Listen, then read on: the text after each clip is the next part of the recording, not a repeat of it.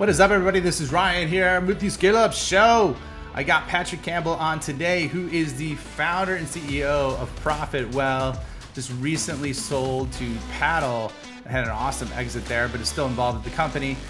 Something really unique that you're gonna love about this that I've never heard anybody talk about. He drops like 5 bombs in terms of pricing strategies you can do to increase revenue without even getting more clients or anything. So truly unique strategy. And then his go-to-market, he gives a 3-step stack that anyone can leverage, but it's really unique and it's absolutely blowing up. And it's truly how I found him to lead to massive inbound people begging to use your service. So you're not gonna wanna miss this one. Patrick blew me away. I think he'll blow you away as well. Check it out.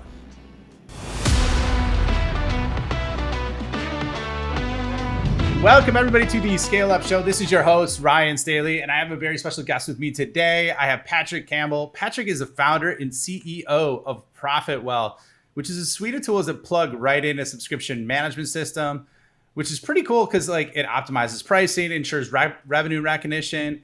He bootstrapped and then just recently sold for a great number. So Patrick, welcome. Happy to have you on the show, man. Yeah, pumped we could finally do this, man. Appreciate you having me. Yeah, it's great. I love, it was kind of funny because I think it kind of happened because I came across just some of the clips that you're doing on social and I'm like, dude, you're doing an amazing job. And the more I looked into your company, the more I was impressed about the industry. So super excited because I think you can provide a massive value to my audience based on what you guys do. So love to get into it. So let's do a real quick revenue rundown just so everybody has some context on you, your company, kind of the stage you're at and what you guys do. So real quick, what kind of revenue range are you in?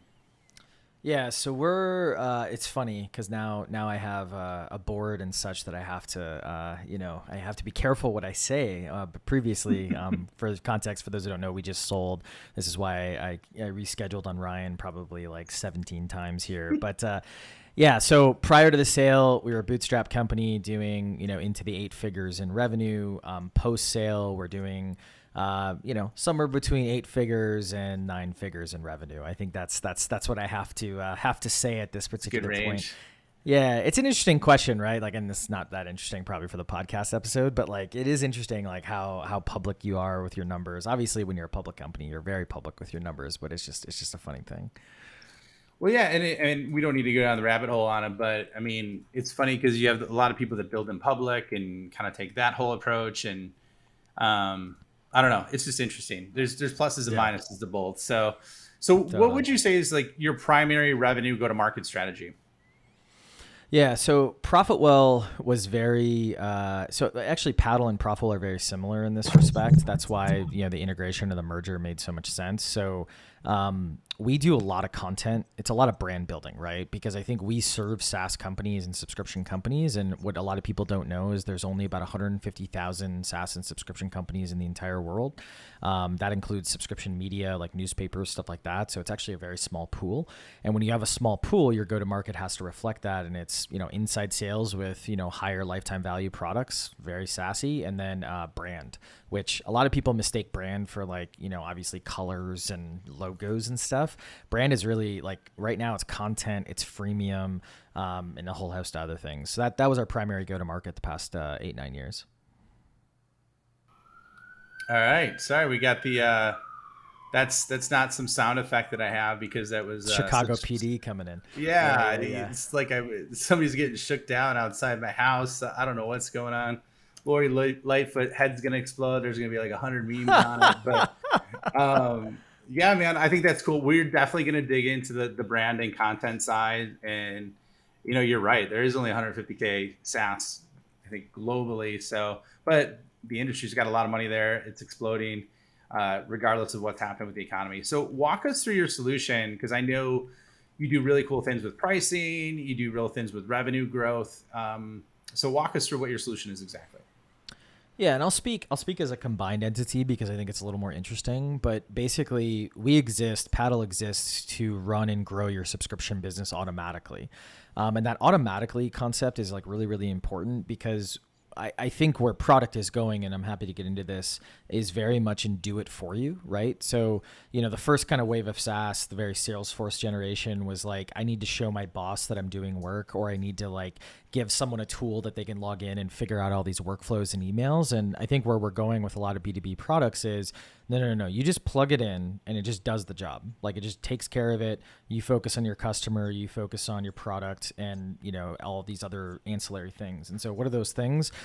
So for one, we plug into Stripe, Chargebee, Zoro, whatever you're using, or if you're using Paddle, it's built in, and we basically automate your retention and the tactical side of the retention. So obviously you need a great product team, but we're the best in the world at recovering failed payments. We're the best in the world at cancellation flows, so reducing cancellations, term optimization, a bunch of these things. And when I say it's automated, it's not like marketing automation like HubSpot where you have to set up the emails and everything like that. Like, I literally mean you just set it up and it just does its job. And then we do this for billing and taxes through the Paddle Core billing product. We do this for pricing and optimizing your revenue per user.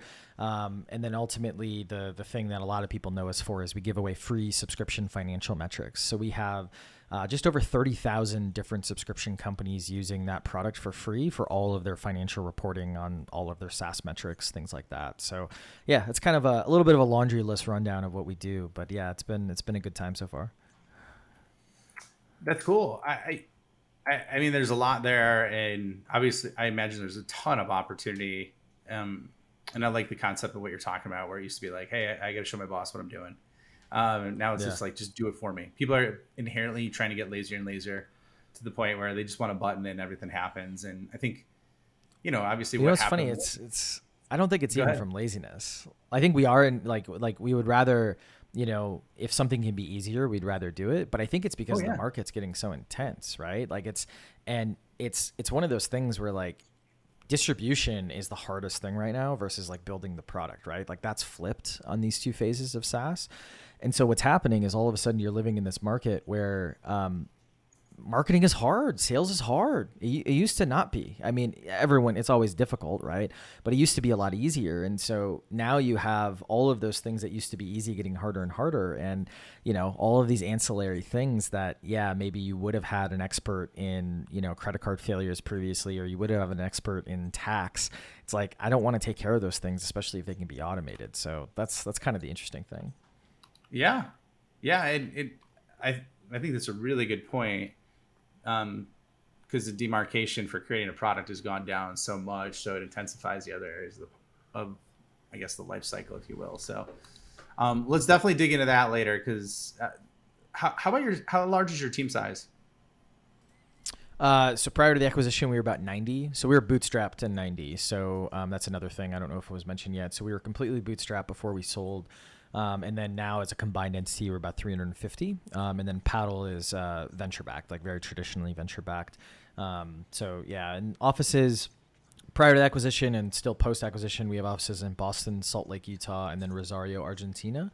And now we have offices additionally in London and New York. So definitely a big global team, and we have a remote element too. So we're just playing hard mode across the board, I guess. Yeah. Don't you live in Puerto Rico as well? I just moved to Puerto Rico. Yeah, that's why I was a couple minutes late. I was trying to make sure I was all set up, and all the new computer setup hasn't been taken care of yet. So fun stuff. Oh, okay. So I didn't know you just moved there. Yeah, it was on your LinkedIn profile when I was doing some research. So that's why I was like, oh, I thought you were out there for a while. So I moved on the move. As of January 1st, according to the U.S. government. That's when I moved. So yeah, it's good. Congratulations on the move and the tax benefits associated with said move. So that's exactly right. It's a very unknown thing until you're trying to sell or trying to build a company. So yeah, it's interesting. What is up, everybody? Thanks for checking this out. If you like this video, please hit the like button and subscribe so you don't miss it. Also hit the notification bell so you don't miss an episode at all. And if you want to find out more about how I can help you or your organization, check out my website, www.ryanstaley.io. Now we're back to the video. Well, let's get into a little history because, I know that just kind of how you got here. I know you worked at Google prior. You did some work at multiple different companies.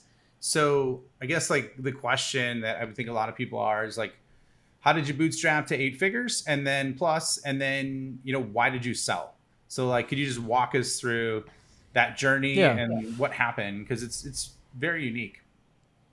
Yeah, I think so my personal background's in econometrics and math, and my actual first job out of college, I worked for the intelligence community in DC. And that whole background plus that first job gave me like basically a very big lesson in leverage, right? Like, so is, how do you get the most, least amount of work for the most amount of gain? It doesn't mean you put a lot of work into it. It just means that, like, how do you get the biggest lift, right?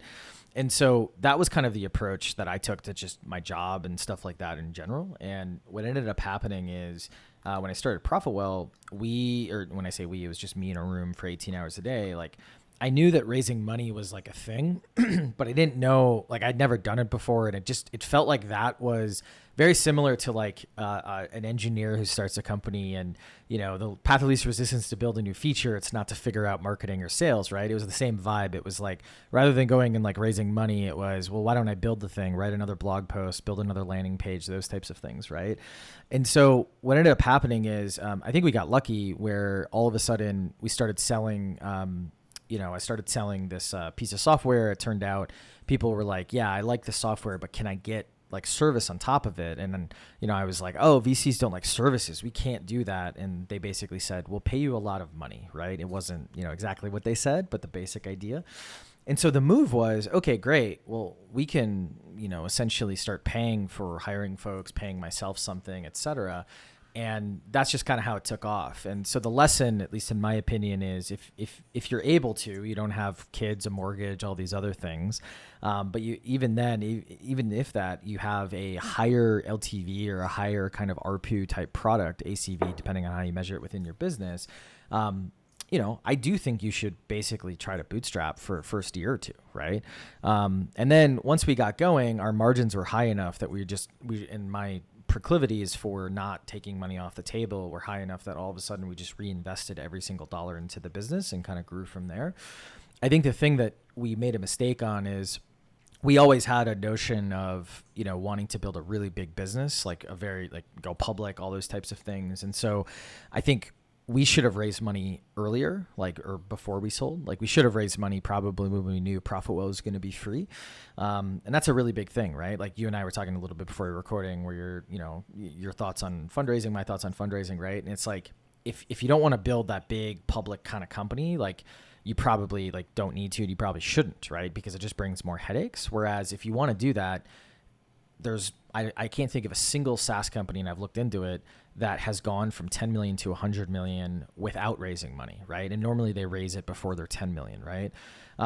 Even Atlassian, from my understanding, they ended up raising, they probably didn't need to raise money, but they ended up raising money before they got to that 100 million. And I think the number zero for what I was trying to say is the number zero for anyone who's running an inside sales model. Like, there's just none of them that exist. And so that was a big thing. And then why did we sell? I think selling, we needed more resources. We didn't want to sell at all. And so what ended up happening is we very much were like, okay, this might be another way to get resources. And if all of these checkboxes are met, like, the last thing would just be ego. And I don't know if this is a really good ego decision just not to sell, right? And so long story short, it became a game of, well, let's look at all those checkboxes, and all of those checkboxes got met. So again, it was like, yeah, we need to sell because, like, we're going to take care of everybody. We got the, well over the right number. We got all of these other things. And so, like, let's go. And that's kind of what went into that calculus, if that makes sense. And one of those big checkboxes was I wasn't done. Like, I just didn't want to hand over the keys. Like, I wanted to keep going. And so that was actually a really hard checkbox because what's my role? What's Facundo, my business partner's role? What's Peter's role? Like, my other business partner, like, all of these other things. And then what's the role of our team? And we had other opportunities that might've been a bit more lucrative depending on, like, how the stock plays out, because these were all cash and stock deals. None of them were 100% cash. Though that opportunity, we would have just been, all individual contributors. I probably would have had like a token director role or something like that. And it just wasn't interesting, even though it might have been, or probably will end up being more lucrative just given luck and things like that. Nice. That's awesome, man. Well, congrats on that. I'm sure it was a hell of a journey getting there. I guess my question for you is, how long did you have to bootstrap before you sold? So we sold, actually the 10th anniversary was of the company, of the first day that I started working on this was like a couple weeks ago. So about 10 years. I think it was like 9.5 technically, like if we look at when we started the sale process, or a little under 9.5, but yeah, that was the time. And it's an important question that you ask.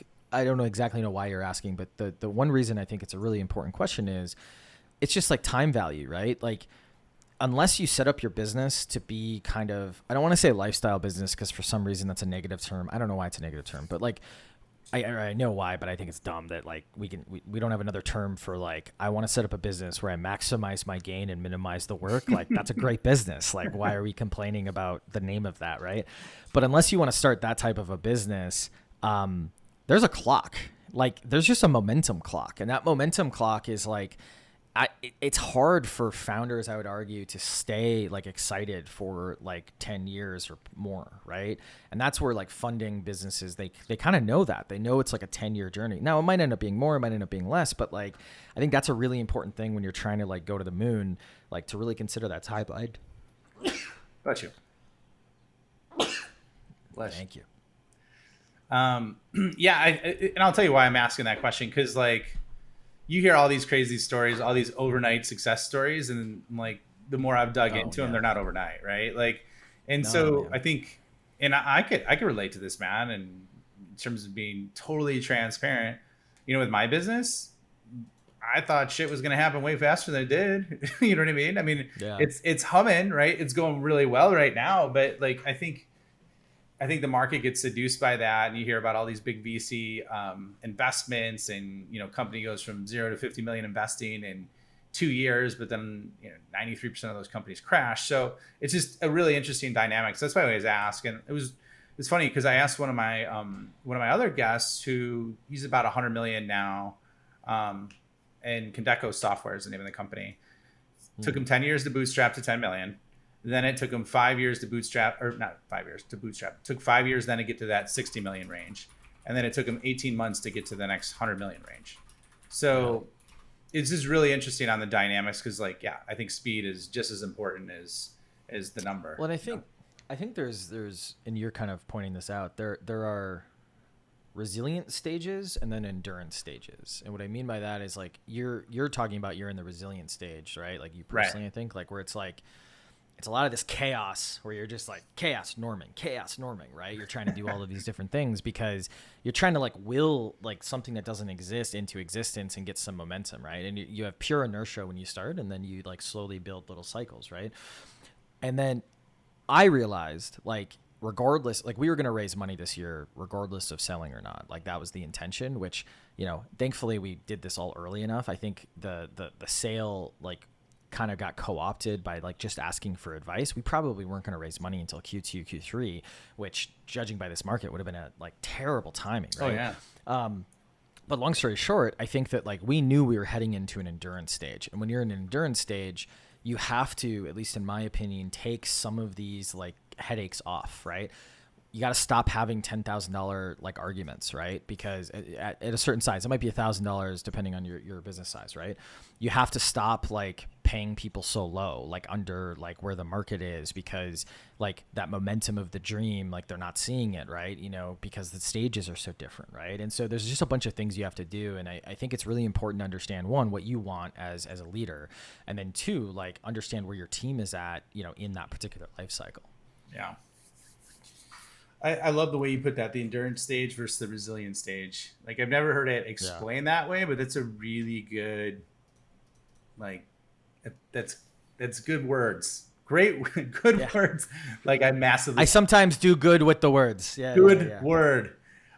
So let's get a little bit into your go-to-market, and I want to talk about your solution as well and integrate that in there. But I think it was really unique that you said you led with brand and you led with content / and it sounds like inside sales, right? So that kind of combo is what you're doing. So walk us through that, man, and exactly how you make that a reality. Because that's how I did find you as a guest. I'm like, hey, this guy's got some pretty cool content. I looked up more, and I'm like, he's got a legit company. And I think we started talking before the actual sales went through. So I'm like, I'd love to have you on the show and just kind of see what you're doing. So walk us through that exactly. Yeah. So from a go-to-market perspective, there were kind of like probably three fundamental layers. One layer was inside sales, very traditional, right? Like the minute you're selling something for, I don't know, $500 a month, probably $1,000 a month at this point, like just given where salaries are and stuff like that. Inside sales is great. And what I love about inside sales is you struggle with it in the beginning, even if you have experience as an inside sales leader or you have an inside sales leader, because again, you're just implementing stuff. But you take 100 B2B companies, who are selling products of that stature, 99 of them, figured out inside sales. It might have taken them too long. It might have taken them forever, but like, it's one of those things that's like very well known. And if you iterate enough, like it works. Right.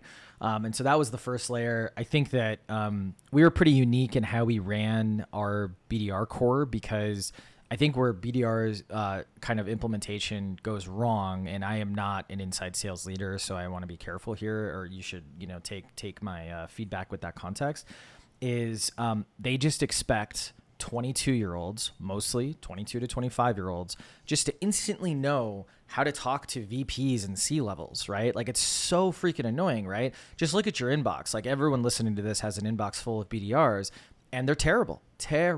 And then you talk to inside sales leaders and you're like, great, like, what's your strategy for this? They're like, well, we're just going to hire 50 knowing that we're going to fire 25 and the other 25 are just going to like figure it out. It's like Darwinism, like sales Darwinism. Like, it doesn't make any sense to me because it's so expensive to hire those 25. And then the morale of that company is not high performance. The morale of that company is, well, so-and-so is political. They have this manager. They end up staying even though they're shit at the numbers, and so on and so forth. And so what we did, again, being very bootstrapped and thinking of this from first principles, is all messaging was run through the growth team, meaning they controlled, and we basically did version control on messaging, which what I mean by that is there was a core message and it was broken out by like persona and segment, all that kind of fun stuff. And you were not allowed as a BDR to change that messaging at all. But we had a system where if you thought you could do better, you would go to the growth team and like it's all asynchronously and say, hey, I'm going to test this for the next 2 weeks. And the growth team would be like, great. And then if it worked, you got a spiff and we merged the change that you made to the core segment. So all of the BDRs basically benefit. And if it didn't work, no harm, no foul. It was your number. And you basically, theoretically it wouldn't be disastrous. But long story short, that was a big thing. And then also we like really thought through every single touch point because the growth team was developing like what those looked like. And that was a really big mistake I saw a lot of companies do. And we were really successful. To give you context, and I know there's a lot of rev leaders who listen to this, our cold outreach to an account to call rate on outbound was 18%. So we reach out to 100 accounts. We will get 18 of them on the phone within 6 weeks. And so like, from my understanding, that's pretty freaking high. Right. And then the long tail will kind of tick that up. And, right before the sale, like we figured this out really like a year, like we were figuring this out 18 months before we ended up selling. And so we were right about to triple the team because we had started with 1, then we had 3, then we had 5. And then we were like, great, let's get 15 because we kind of have seen this not break. So that was a big thing. Content, that was a second big layer that came from basically understanding that, traditional inbound marketing, and it's really inbound media. That's kind of the phrase that we kind of coined and HubSpot's using now. Where basically traditional content marketing is just SEO right now. It's just like SEO plus an offer of some kind. So what we kind of looked at was media companies are the best in the world at basically getting audience. They're the worst in the world in monetizing audience. And obviously SaaS companies are really, really good at monetizing traffic. And I have a bunch of data on this I'm happy to get into, but to make a long story short, we basically said, well, what if we were a media company selling software, right? It's kind of what Bloomberg did, right? That's like the old Bloomberg model and selling hardware. And so we started with just doing video on top of our written content, which we already had done really well with. And now we're at 8 different podcast and video series shows that build audience. And it's not like we're Mr. Beast or some YouTuber, right, with just crazy audiences. But what we're able to do is, like, the way I like try to convince people that this was actually a smart move, and hopefully you're hearing like this isn't like a vanity exercise. This is a numbers-based thing that we did. But the way I talk about this with people is like, imagine if you had 5,000 of your perfect target leads coming to a webinar every single week. Love that. Like we would do that all day, right? But instead we fixate on, oh, this video didn't get 1 million views. It's like, well, if there's 150,000 total TAM, and really that's probably being generous, like of logos, like you're not gonna get 1 million people like to watch something every week, right? It's just not gonna happen. And so, but I can get like $1 million in pipeline to watch it every week, right? And so, yeah, it's interesting. And then the third layer, which is interesting, is we ran a freemium model with the metrics product, which is kind of like content, right? Because it wasn't like there isn't a premium version of metrics that we sell. We give away the metrics for free, and then that gives us a network effect on data rather than leads. Like we do get leads and heavy word of mouth, but then all of a sudden we sell them all these other tangential products on top of it. And so those are the 3 big things for go-to-market. And then Paddle is pretty much the same, right? They don't have a freemium offering for their billing product, but they now have Profitwell Metrics, which is a free, very freemium product that we can sell billing into. But yeah, that's the style, if that makes sense. That's awesome, man. I love it. It's very well engineered with kind of how you crafted that. Have you systemized customer to prospect referrals? No, we haven't systemized it. I think that's a big thing that we knew. So for Price Intelligently, that product, we've been talking about pricing and doing pricing work for people for like 10 years now. We get so much inbound. Like I think 80% of our dollars come from inbound, which is crazy. So we weren't even developing outbound for that product that much. But our referral system was so good that it was just kind of something that was always put on the back burner. But it's kind of sad, right? Because that was one of those things that we probably should have amplified, because you want to take your strengths and make them even stronger. And that was one that we always put on the back burner. Okay. And that's typical, that's actually one of the things that I help companies with, is because I used to do that because we didn't have any SDRs or marketing or anything. And so we had to get really creative with how we did it. So we leveraged referrals, and it actually enabled us to get a $20 million deal from Amazon. So I'm like, hey, there's something here. Yeah. But let's dig a little bit deeper on the content layer piece with the inbound media. So like SDRs, BDRs, I get that. And I think you had some great points in there. And so I don't want to gloss over that. It's just, that's more commonly talked about. So when we talk about the content layer though, like how do you weaponize that? How do you tactically put that together? Yeah. So I wrote I wrote an internal memo about now 5-6 years ago, because what happened was I was writing blog posts like twice a week, and that was bringing in the traffic. This was like the pre-podcast stage. I think now if it was, I'd start a podcast, right? But I was writing blog posts twice a week, and we hadn't had a marketing hire in the first number of years in the business. And so like, great, I'm going to hire the next marketing hire, the first marketing hire.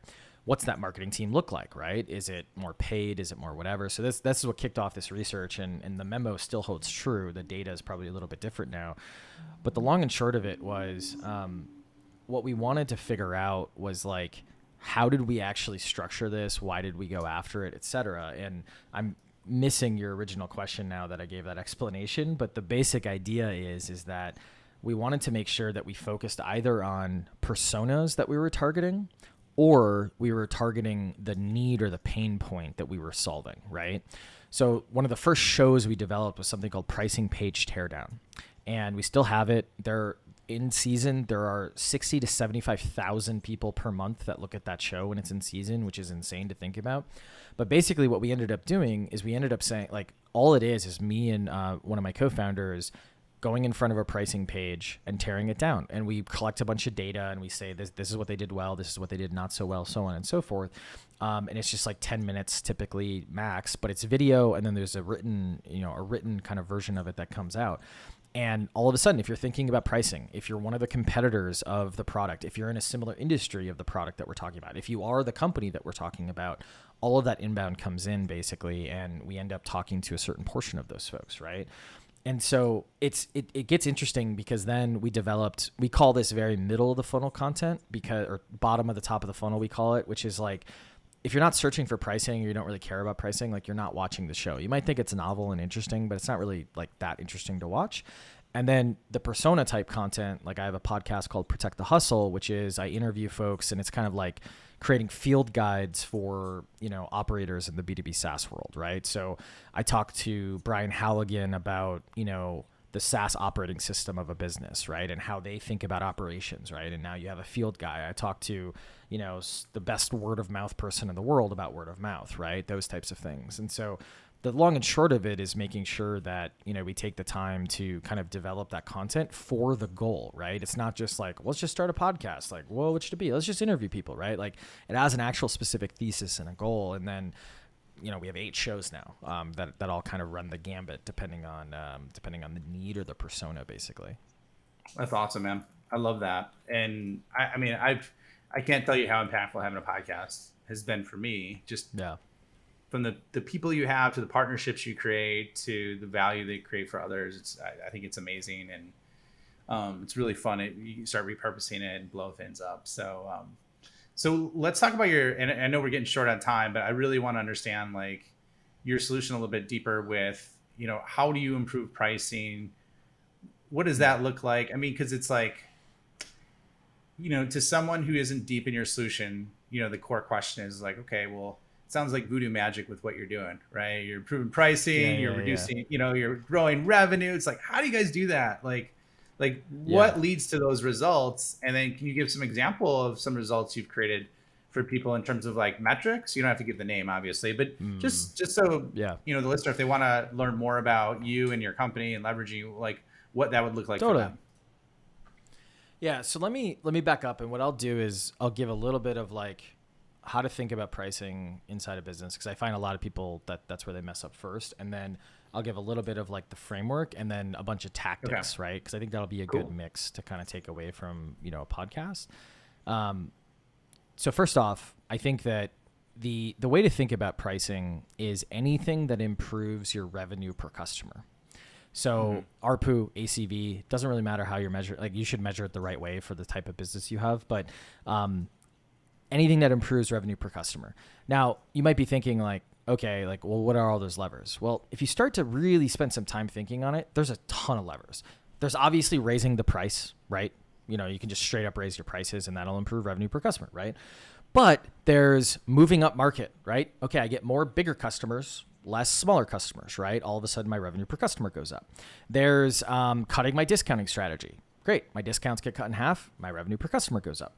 There's adding add-ons, right? Like that's one of the most underutilized aspects of any B2B SaaS pricing, our add-on strategy, right? I take a feature that only 20% of people are using inside a particular tier anyways. I bust it out and I put it on the other side. And all of a sudden I start charging, $100 a month in addition to the core product. And all of a sudden my revenue per customer goes up, right? There's using a value metric, like making sure that the way you charge, like, oh, they get 100 visits per this tier. Now they're only going to get 50 visits. My revenue per customer goes up because people upgrade, right?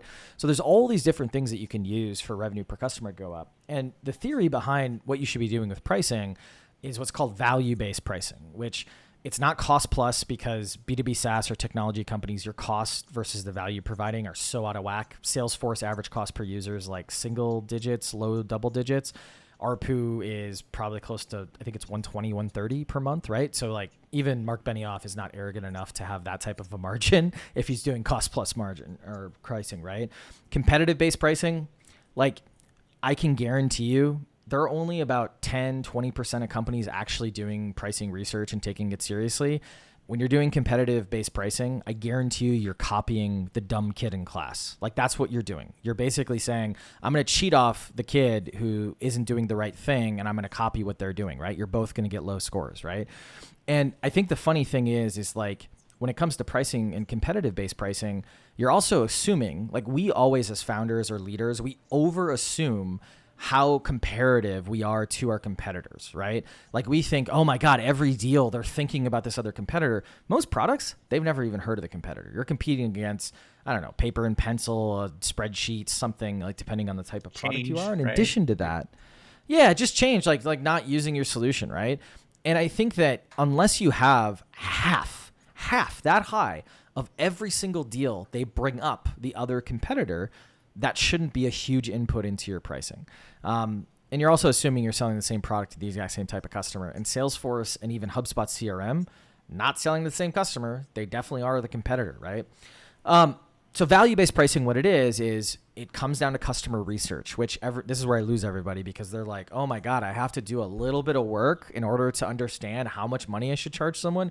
Oh my God, can't you just give me a magic formula? And it's like, no, but I can give you like, go talk to like 15 people in this manner and then go do this analysis over across 200 people and magically you will have perfect pricing. But, no one wants to do the work. And so it's understanding the customer, collecting data from them, both qualitatively and quantitatively, and studying your data to come up with value-based pricing, right?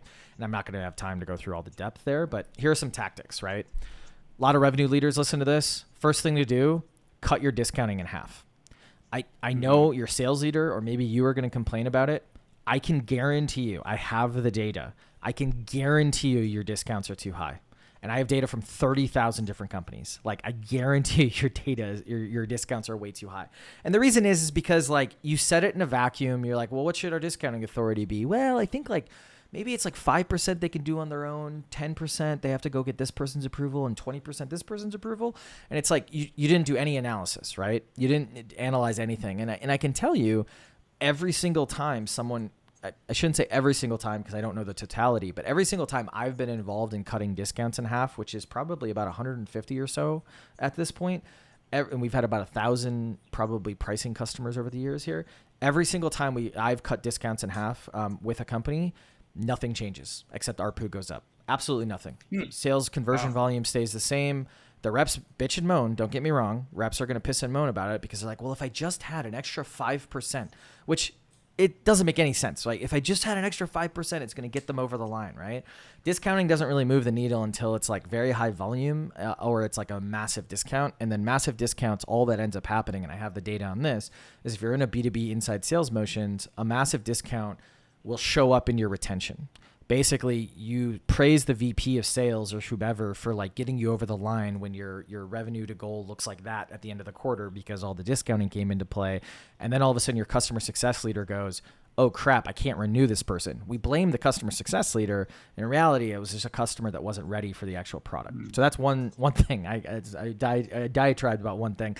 Localization, your customers in different countries, not only do they want to see their currency symbol, they are willing to pay different amounts. Nordics are 30% higher than the US. Brazil's about 20% lower than the US. The variance is very high depending on the product, but it's another place to look. A couple of other tactics, add-ons I kind of mentioned. Take a feature that's being used by less than 40% of the segment, so either the tier or the entire customer base. That's a really good candidate to pull out and make it into its own like SKU. That's an add-on. One of the easiest ones for anyone listening, priority support.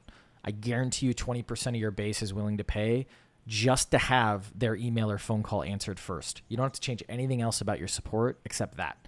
Priority support is a big one.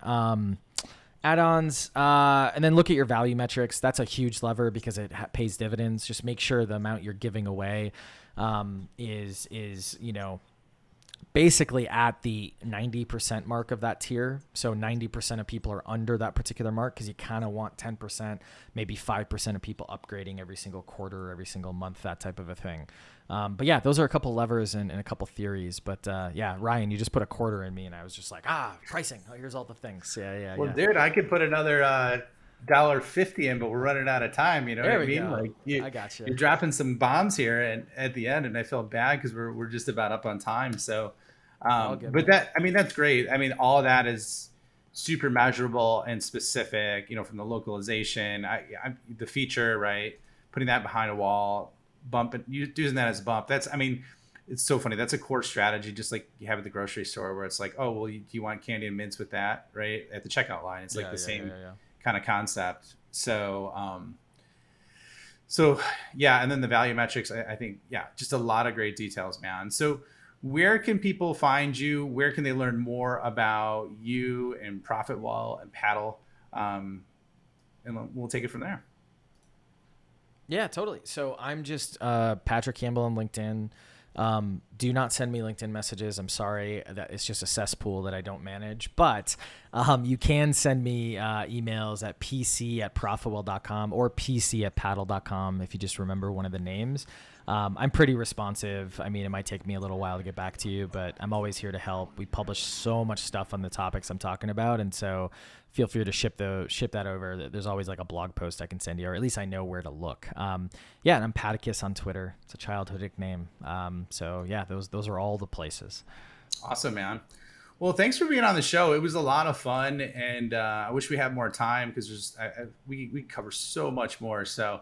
But it was awesome having you on. Congrats on bootstrapping it where you are and then doing that strategic sell. It sounds like everything's going great. And so thanks for being on, man. Absolutely, man. Thanks, brother. All right. Appreciate it. See you on the next episode.